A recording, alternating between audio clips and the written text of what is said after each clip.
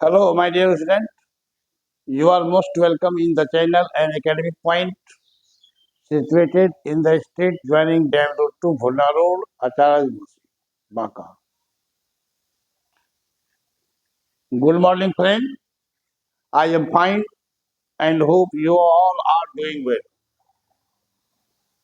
हाँ तो भैया मोरे हम बोल रहे थे, हम डिस्कस कर रहे थे इसके पहले कुछ electrical energy, electrostatic potential energy पर कुछ न्यूमेरिकल क्वेश्चन के बारे में डिस्कस कर रहे थे।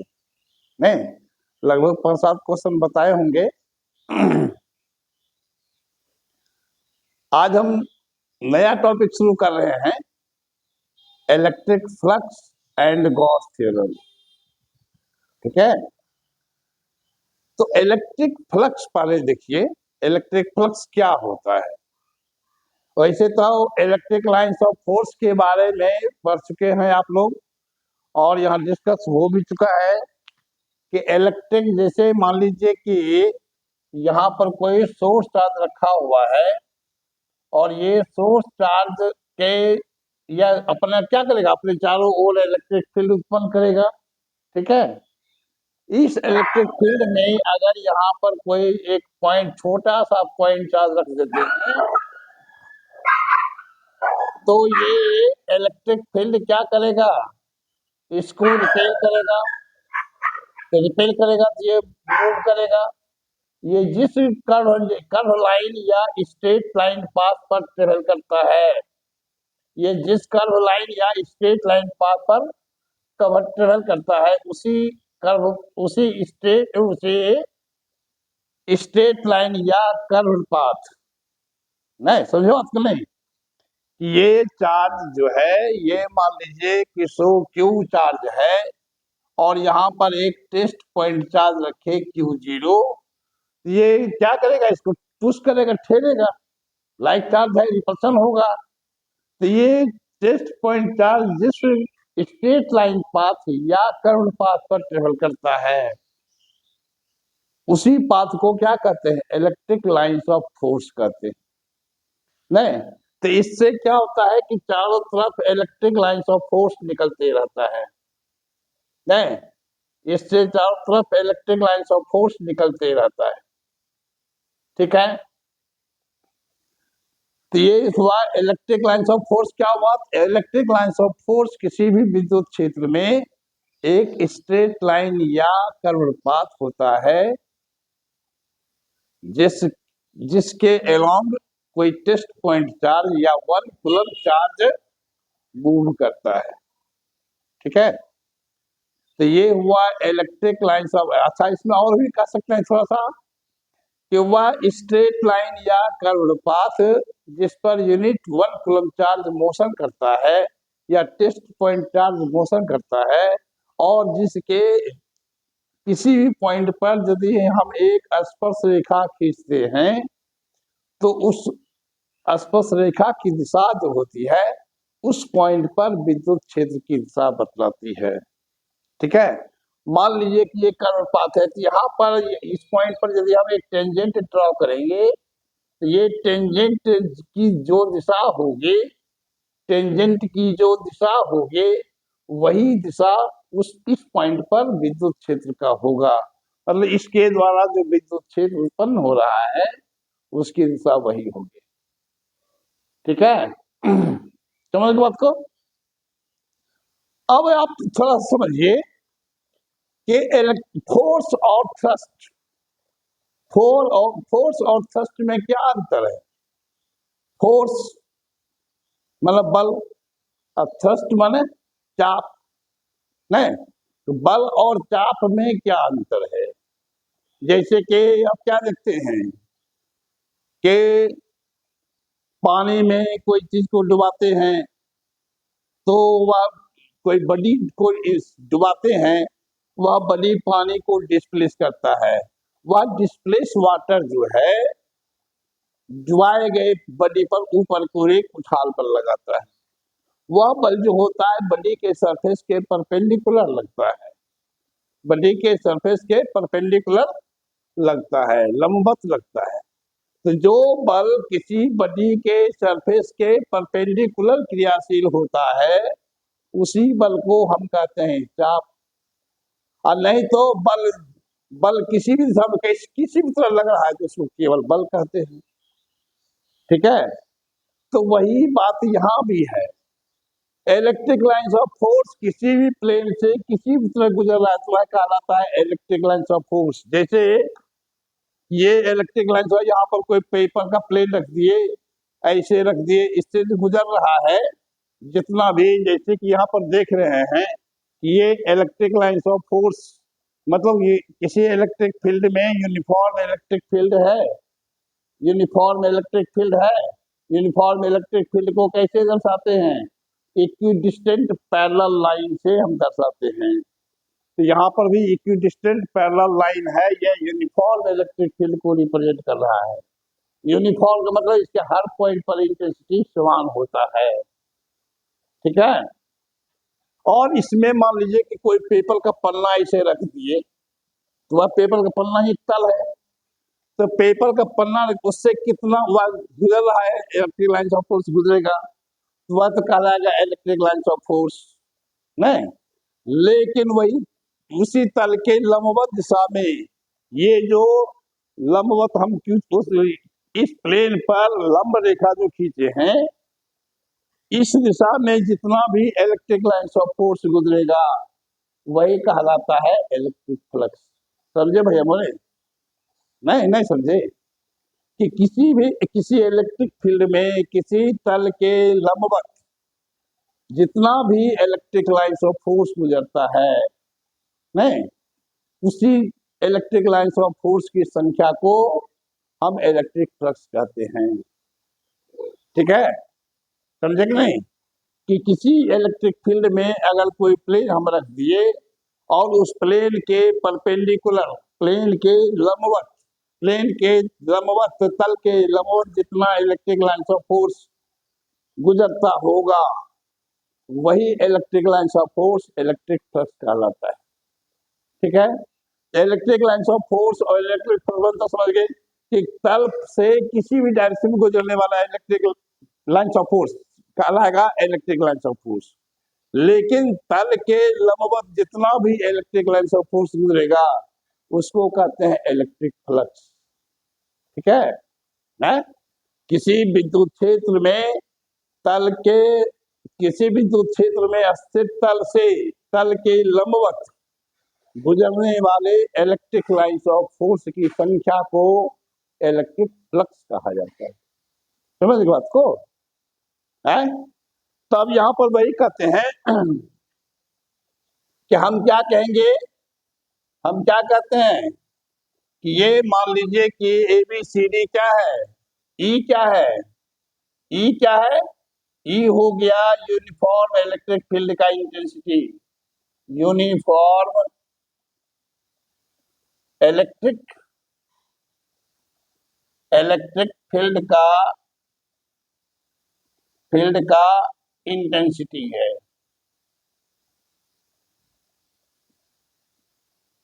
ठीक है, और ABCD क्या है, ABCD है यह यूनिफॉर्म इलेक्ट्रिक फील्ड में स्थित कोई तल है। इलेक्ट्रिक फील्ड में इलेक्ट्रिक फील्ड में स्थित एक तल है। ठीक है, और ON क्या है, ON तल ABCD पर, तल ABCD पर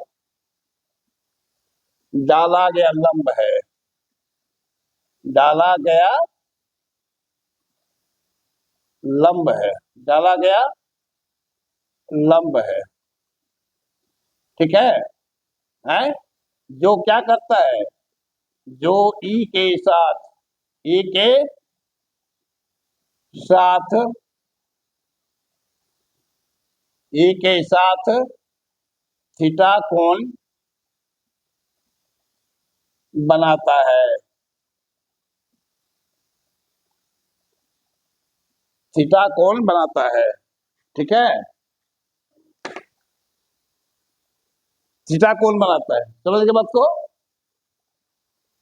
तो यहाँ पर इसका मतलब ई का डायरेक्शन इधर है, लंब इधर है, इसका कंपोनेंट हम इधर निकाल सकते हैं, नहीं, इसलिए क्या कहेंगे, इसलिए कहेंगे ई का अवयव, ई का कंपोनेंट, ई का कंपोनेंट ओ एन के एलोंग, ओ एन के एलोंग क्या होगा, कंपोनेंट निकालने में क्या करते हैं भैया बोले, कंपोनेंट निकालने में जिसका कंपोनेंट निकालते हैं उसमें कोसाइन से गुणा कर देते हैं, ये फॉर्मूला है, कैसे निकलता है वेक्टर सब पढ़े होइएगा, नहीं याद है तो अभी याद रखिए, कंपोनेंट निकालने में क्या करते हैं, जिसका भी कंपोनेंट निकालते हैं और जिधर निकालते हैं दोनों के बीच का कोण को देखते हैं, उस कोण के कोसाइन से गुणा कर देते हैं।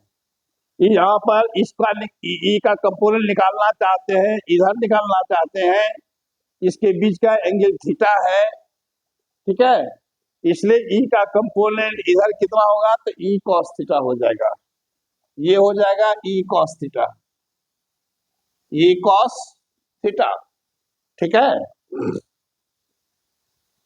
इसका मतलब क्या हुआ, इसका मतलब आप लोग इलेक्ट्रिक लाइन्स ऑफ फोर्स हम डिस्कस किए थे, उसका प्रॉपर्टी पढ़ा रहे थे, तो प्रॉपर्टी में पढ़ाए थे किसी तल से तल के यूनिट एरिया वाले तल से तल के लंबवत गुजरने वाले इलेक्ट्रिक फील्ड के इलेक्ट्रिक लाइन्स ऑफ फोर्स की संख्या इलेक्ट्रिक इंटेंसिटी कहलाता है, इलेक्ट्रिक इंटेंसिटी ई कॉस थीटा है। इसका मतलब क्या हुआ कि यहाँ पर यूनिट एरिया से, यहाँ पर यूनिट एरिया से एरिया तल के लंबवत गुजरने वाला फ्लक्स लाइन क्या है, ई कॉस थीटा है, नहीं समझो आप क्यों नहीं, क्या समझे, इलेक्ट्रिक लाइंस ऑफ फोर्सेस का प्रॉपर्टी है, क्या प्रॉपर्टी है कि किसी यूनिट एरिया वाले तल से तल के लंबवत जितनी भी इलेक्ट्रिक लाइंस ऑफ फोर्स गुजरेगा, जितना नंबर उसका गुजरेगा, इलेक्ट्रिक लाइंस ऑफ फोर्स का जितना नंबर, जितनी संख्या गुजर रही है, वह संख्या ही इंटेंसिटी कहलाता है। नहीं, इंटेंसिटी का गौर कीजिएगा, इंटेंसिटी का एक डिफिनेशन हम पढ़ाए थे कि किसी इलेक्ट्रिक फील्ड में 1 कूलम चार्ज पर लगने वाला बल को इंटेंसिटी कहते हैं, नहीं, दूसरा डिफिनेशन यही पढ़ाए थे हम, क्या कि किसी इलेक्ट्रिक फील्ड में यूनिट एरिया वाले तल से तल के लंबवत जितनी भी इलेक्ट्रिक लाइंस ऑफ फोर्स गुजरती है, उसकी संख्या को ही हम इलेक्ट्रिक फील्ड इंटेंसिटी कहते हैं। नहीं, तीसरा परिभाषा भी बताए थे कि rate of change of potential difference with distance, नहीं कि दूरी के सापेक्ष इलेक्ट्रिक पोटेंशियल में परिवर्तन की दर को हम कहते हैं इलेक्ट्रिक फील्ड इंटेंसिटी। नहीं, उसमें थोड़ा सा है, उसमें नेगेटिव लगाना होता है कि negative rate of change of electric potential with respect to distance is called electric field intensity. तो इलेक्ट्रिक फील्ड इंटेंसिटी का आप लोग 3 परिभाषा बतला सकते हैं, ठीक है। तो यहाँ पर भी वही बात, वही कहेंगे कि ये इंटेंसिटी है, ओ एन के अलोंग इंटेंसिटी ये है, इसका मतलब कि ओ पॉइंट पर यूनिट एरिया वाला तल, एक एरिया का मतलब या तो 1 सेंटीमीटर स्क्वायर हो या 1 मीटर स्क्वायर हो या जो भी हो वह एक हो, ठीक है, यूनिट एरिया का मतलब यही हुआ, ठीक है। तो क्या कहेंगे कि चूंकि ओ पर यूनिट एरिया वाले तल से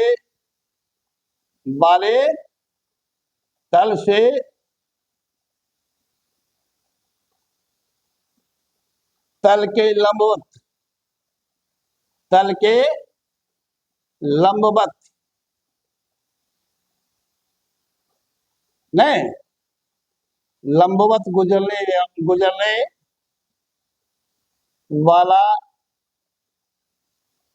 electric lines of force, lines of force बराबर है कितना, ई कॉस थीटा, नहीं, यूनिट एरिया से गुजरने वाली संख्या कितना है, ई कॉस थीटा। इसलिए यहां पर अगर हम एक छोटा सा एरिया माने डीएस, तो डीएस से गुजरने, इसलिए क्या कहेंगे, इसलिए हाँ तो भैया बोले डीएस एरिया वाले तल से गुजरने वाला इलेक्ट्रिक फ्लक्स क्या हो जाएगा, तो ई कॉस थीटा इंटू डीएस हो जाएगा। ठीक है, तो ये निकला इस छोटा सा एरिया से निकलने वाला इलेक्ट्रिक फ्लक्स। ठीक है, इसलिए क्या कहेंगे, इसलिए डीएस एरिया वाले, डीएस एरिया वाले तल से गुजरने वाला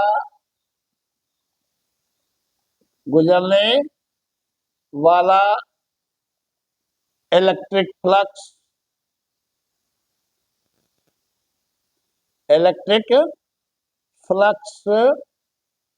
इसको लिखते हैं डी फाई बराबर हो जाएगा E d s E cos theta into d s. तो ये निकला फ्लक्स का फॉर्मूला। ठीक है, फ्लक्स का, इलेक्ट्रिक फ्लक्स का फॉर्मूला निकल गया d phi equal to E cos theta into ds. इसको थोड़ा सा और मॉडिफाइड करें तो इसको क्या कह सकते हैं, इसको कह सकते हैं हम कि डी फाई बराबर हो गया, इलेक्ट्रिक फ्लक्स को हम फाई से लिखते हैं, याद रखिए। अब गॉस थ्योरम जब डिस्कस होगा हमेशा फाई फाई आएगा, इसलिए फाई को भाई के बारे में दिमाग में बैठा लीजिए कि फाई जो है वह इलेक्ट्रिक फ्लक्स है। ठीक है, तो डी फाई बराबर हो जाएगा, हम इसको क्या लिख सकते हैं कि A into D S into cos theta. ठीक है, आप भैया बोले वेक्टर में पढ़े होइएगा कि दो वेक्टर है ए और बी, दोनों का डॉट प्रोडक्ट निकालते हैं तो इसका फॉर्मूला क्या होता है, ए बी कॉस थीटा होता है। नहीं, इसको कहते हैं dot product of two vector, नहीं, dot product of two vector. तो ये हो गया ए डॉट बी बराबर हो गया ए बी कॉस थीटा। इसका मतलब क्या हुआ कि ऐसा रहेगा तो ऐसा लिख सकते हैं, या ऐसा रहेगा तो ऐसा लिख सकते हैं। इसलिए डी फाई बराबर क्या हो गया, डी फाई बराबर ये ए हो गया, ये बी हो गया, ये कॉस थीटा है यही, ए बी कॉस थीटा के फॉर्म में है। समझ रहे भैया बोले कि ये ए बी कॉस थीटा का फॉर्म है, E D S cos theta जो है ए बी कॉस थीटा के टर्म में है, नहीं। और ए बी कॉस थीटा अगर है तो उसको हम लिख सकते हैं वेक्टर के रूप में ए डॉट बी। यहाँ पर ए हो गया ई, तो E dot D S, E dot D S, ये हुआ छोटा सा तल से गुजरने वाला इलेक्ट्रिक फ्लक्स।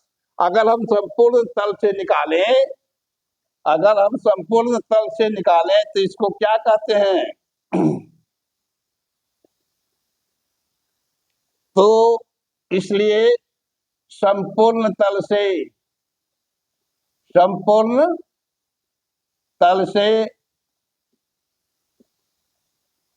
गुजरने वाला फ्लक्स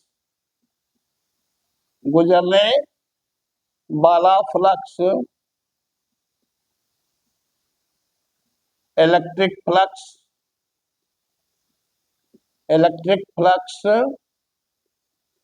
फाई बराबर हो जाएगा इंटीग्रेशन डी फाई, नहीं, तो फाई इक्वल टू हो जाएगा इंटीग्रेशन, इसको लिखते ओवर क्लोज सरफेस, नहीं, इंटीग्रेशन ओवर क्लोज सरफेस, और डी फाई का मान क्या निकाले हैं, ई डॉट डी एस। ठीक है, तो ये निकल गया इलेक्ट्रिक फ्लक्स का फॉर्मूला कि फाई इक्वल टू होता है सरफेस, इसको कहते हैं surface integral of electric field. Surface integral of electric field. ठीक है, तो ठीक है, इसके आगे कल फिर रिविजन हम करेंगे, रिविजन करेंगे तो आगे पीछे का भी कुछ हल्का डिस्कस करेंगे और उसके बाद आगे बढ़ेंगे। ठीक है, अभी तत्काल याद रखिए कि इलेक्ट्रिक फ्लक्स का फॉर्मूला निकला surface integral of electric field over cruise surface area. ठीक है, जो लोग इस चैनल को नहीं सब्सक्राइब किए तो उनसे निवेदन है कि चैनल को सब्सक्राइब कर ले, और वीडियो अगर अच्छा लगता है तो उसको सब्सक्राइब भी करें, लाइक भी करें, अपने दोस्तों के बीच शेयर भी करें। वीडियो को देखने में अगर कठिनाई जरा हो तो उसको थोड़ा सा जूम करके देखिए। ठीक है, और उसके बाद भी अगर कोई कठिनाई हो तो आप ये नंबर पर कॉल करके पूछ सकते हैं। धन्यवाद।